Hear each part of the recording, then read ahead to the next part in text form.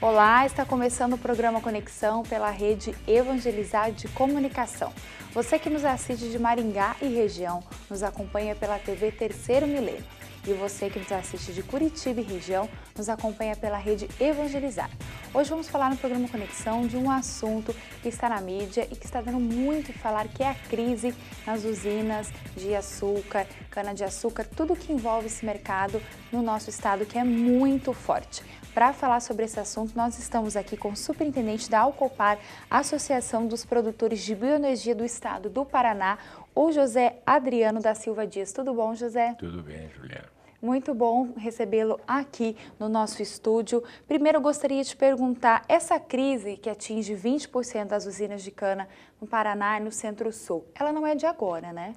Não, ela vem desde 2008, certo. Com a crise internacional, que o nosso saudoso presidente falava que era apenas uma simples marolazinha, na verdade trouxe consequências seríssimas para a economia brasileira e para a economia internacional como um todo. Com a escassez de recursos ocorridos com essa crise, o setor deixou de investir em renovação de canaviais. O que é renovação? É o replantio da cana-de-açúcar. E deixou também de efetuar as adubações necessárias. Com isso, a produtividade do Paraná e dos demais estados da região Centro-Sul começaram a declinar. Certo. No Paraná, em 2010, nós industrializamos 45 milhões de toneladas de cana. Com essa deficiência, essa mesma produção que vinha crescendo na média de 8 a 10% ao ano, regrediu para 39,7%. Uma consequência direta da crise econômica. Certo. E essa crise gerada por quê? Por funções climáticas? Como que gerou essa crise? A crise econômica ela foi gerada principalmente pela escassez de recursos. Certo. Os agentes financeiros que até então estavam alavancando as atividades do setor, de uma hora para outra eles cortaram esses financiamentos. E isso acabou resultando numa escassez financeira. Tivemos também aí as adversidades climáticas. O nosso estado, a nossa região, ela foi muito afetada por geadas, por déficit hídrico, secas e também alguns períodos com excesso de chuva. Esses fatores todos acabaram culminando na situação que aí está, de sérias dificuldades para a cadeia de cana, açúcar, álcool e biodiesel. Então, as usinas estão fechando, é uma realidade isso? Até o ano passado, lamentavelmente, nós já tínhamos no Paraná 3 unidades fechadas e deixamos aí de gerar em torno de 6 a 7 mil empregos. Na região Centro-Sul, são 41 fábricas que fecharam as suas portas, pararam as suas atividades. Se nós partirmos aí da média de 2.000 a 2.200 funcionários por cada fábrica dessas, vejo o contingente de mão de obra que deixou de ser utilizado. Certo. E a maioria dessas usinas em cidades pequenas, né, em que ela acabava sustentando a própria cidade, né? Com certeza. Você vê, a própria localização desse tipo de indústria está localizada em pequenos municípios, onde toda a região depende direta ou indiretamente dessa atividade. Então, você veja, uma cidade que tem aí 8, 10 mil habitantes, todos os habitantes dependem diretamente ou indiretamente, né, das atividades desenvolvidas. Quando fecha uma empresa dessas, um exemplo, Cambará, lá na região norte pioneiro, fechou a indústria lá há alguns anos. É um caos total no município, porque era uma das poucas fontes de geração de emprego que tinha em massa naquela região, era essa indústria. Podemos citar ali a região de Rolândia, da Corol, está com a sua empresa fechada também, as consequências são parecidas. Então, sempre que você deixa ou que você fecha as portas de uma atividade que é grande geradora de mão de obra, de empregos, você acaba criando dificuldades para o próprio município. Para o próprio município. E, na sua opinião, teria como evitar um cenário desse? Teria. Eu acredito que no Brasil nós temos gasto muito mal os recursos públicos. Por que eu considero isso? Nós não temos uma política pública que assegure um planejamento a médio e longo prazo para nenhuma atividade no país. E isso nos gera o desperdício de recursos. Uma hora a gente gasta uma montanha de dinheiro para pagar determinada crise que surgiu no setor A. Certo. De repente esquecemos todo esse investimento que foi feito e deslocamos a atenção para o setor B. E aquele recurso que foi gasto fica esquecido. Não Certo. tem uma continuidade. Então, se pegarmos aí o próprio Proálcool, nós tivemos uma época em que o Proálcool estava em pleno auge, desde a sua criação em 75, 78, até aí na faixa de 90. 90 o programa praticamente desapareceu. Certo. Nós tínhamos 95, 96% de todos os veículos produzidos eram movidos a etanol. De repente caiu para 1%.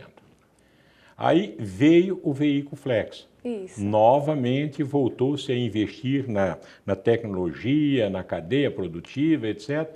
Aí o preço do petróleo caiu, voltou-se novamente a desincentivar, não sei se tem essa palavra, mas Mas o é isso que programa como um significa. todo. Agora, recentemente, com o advento do pré-sal, voltou-se novamente a esquecer o setor de energia renovável. De que forma? O governo federal, em virtude talvez da própria política pública, desonerou o combustível fóssil e manteve os tributos sobre o combustível renovável. Consequência, o combustível renovável perdeu a sua competitividade e o consumidor migrou do combustível renovável para o combustível fóssil.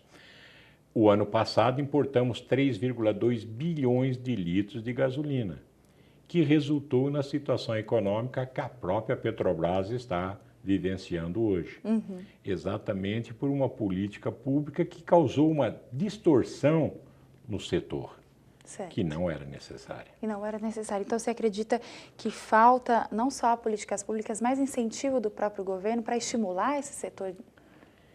O incentivo sempre é necessário, mas eu acho que mais necessário do que o incentivo são políticas claras. O que nosso país, o que os nossos governantes querem para determinado setor? Olha, a energia renovável vai ficar na faixa de tantos por cento da matriz energética brasileira. Em tal ano, daqui tantos anos nós queremos alcançar tanto, daqui mais tantos anos queremos atingir 50%, 40%, não importa, mas políticas claras que determinem aonde a gente quer chegar. Certo. Quando isso ocorrer, fica muito factível você perseguir esses objetivos. Agora, hoje ninguém sabe no país o que se pretende. Eu falo isso na área de combustíveis, falo na área de alimentos, né? Energias em geral, etc.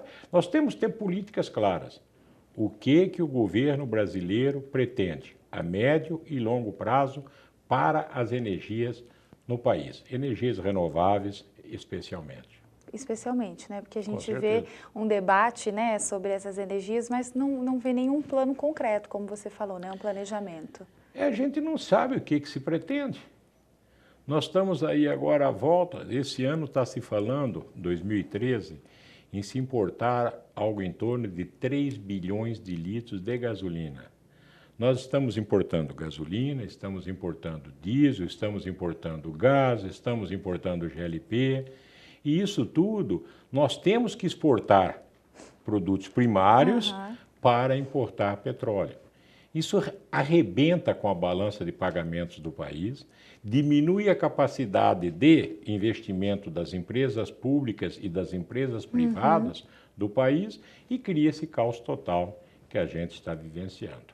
E você acredita, né, falando em determinações do governo, eles decretaram agora um aumento de 4% no etanol, né, dentro da gasolina, que você me explicou que pode variar de 18% a 25%, agora vai chegar no máximo de 25%. Isso vem ajudar a amenizar um pouco essa crise? Com certeza, nos dois aspectos. Primeiro, a Petrobras vai ter que importar menos gasolina. Certo. Como que é gravoso, ela paga mais caro lá fora do que vende aqui dentro, ela terá um prejuízo menor. Então, o país passa a ganhar com esse fato. Segundo fato, o etanol é produzido aqui dentro, no país. Gera emprego, gera impostos, gera receita aqui no país. Então, quando você produz mais internamente, você está contribuindo em tudo isso, gerando empregos, gerando tributos, gerando receita para o país e deixando de mandar os nossos produtos primários para pagar a conta petróleo lá fora. Complicado, né? É verdade. Só para a gente finalizar esse bloco rapidinho, você vê que daqui a um tempo volte aquela situação em que as pessoas optam por pôr etanol no lugar da gasolina? Você acha que o preço da gasolina vai continuar ali acessível? Não, eu acredito que vai voltar a ser competitivo o etanol, a energia renovável, frente ao combustível fóssil. Primeiro porque é um verdadeiro absurdo. Nós estamos priorizando um produto que polui muito mais do que o combustível renovável, estamos priorizando um produto que não gera emprego nenhum aqui dentro, é importado, e estamos priorizando um produto que é gravoso à balança comercial brasileira. E mais poluente, né? E mais poluente, muito mais poluente. 90% mais poluente do que a gasolina. Para você ter uma ideia, hoje cada hectare de cana plantado, cultivado nesse país, ele sequestra 208 quilos de CO2 a mais do que toda a cadeia, desde o plantio, a colheita, o carregamento, o transporte, a industrialização e o próprio consumo. Então, ela é superavitária, ela sequestra muito mais poluentes do que toda a cadeia emite no decorrer do processo. Muito bom, né? Então, é uma compensação natural, né? Com certeza. Por isso é que dizem que o etanol é um combustível limpo. Limpo.